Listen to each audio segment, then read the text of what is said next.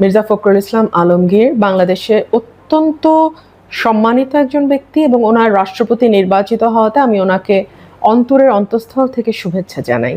কিন্তু আমি আমার পলিটিক্যাল যেই চিন্তা সেই কারণে আমি ভোট দিতে যাইনি। তার তিনটা কারণ মূলত। এক হচ্ছে যে নির্বাচনে যদি অনিশ্চয়তা না থাকে তাহলে সেটাকে তো আপনি আসলে নির্বাচন বলতে পারেন না, সেটা মনোনয়ন।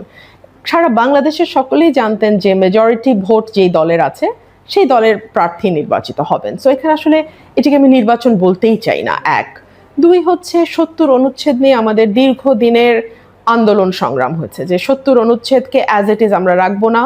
আমরা দলের সদস্যরা দল করলেও তারা চাইলে ইন্ডিপেন্ডেন্টলি ভোটাধিকার প্রয়োগ করতে পারবেন।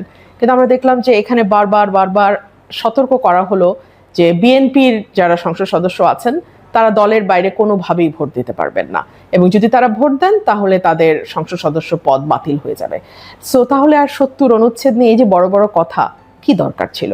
এবং ভোট শেষ হওয়ার সাথে সাথে স্বরাষ্ট্রমন্ত্রী মহোদয় বললেন যে আমরা এখনই ৭০ অনুচ্ছেদটা সংশোধন করব এবং সদস্যরা দলের বাইরে চাইলে ভোট দিতে পারবেন।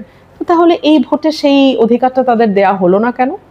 আর ৩ নাম্বার যেটা আমার মনে হয়েছে যে আমরা তো সকল দল মিলেই একজন ব্যক্তিকে রাষ্ট্রপতি মনোনয়ন দিতে পারতাম, এবং রাষ্ট্রপতি এবং প্রধানমন্ত্রীর ক্ষমতার ভারসাম্য যেটা ২০১৬ সালে বিএনপির চেয়ারপারসন বেগম খালেদা জিয়া বলেছিলেন যে একটা ভারসাম্য আনা হবে, যেটি বিএনপির ৩১ দফাতেও আছে, সেগুলো নিয়ে কিন্তু আমরা কোনো রকম কোনো কথা, কোনো রকম কোনো উচ্চবাচ্য শুনি না।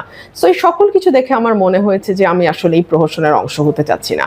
বাট তারপরে আমি লাস্টে আবারও বলবো যে মির্জা ফখরুল ইসলাম আলমগীরকে ব্যক্তিগতভাবে একজন রাজনৈতিক কর্মী হিসেবে আমি ভীষণ শ্রদ্ধা করি এবং ওনাকে আমার অভিনন্দন।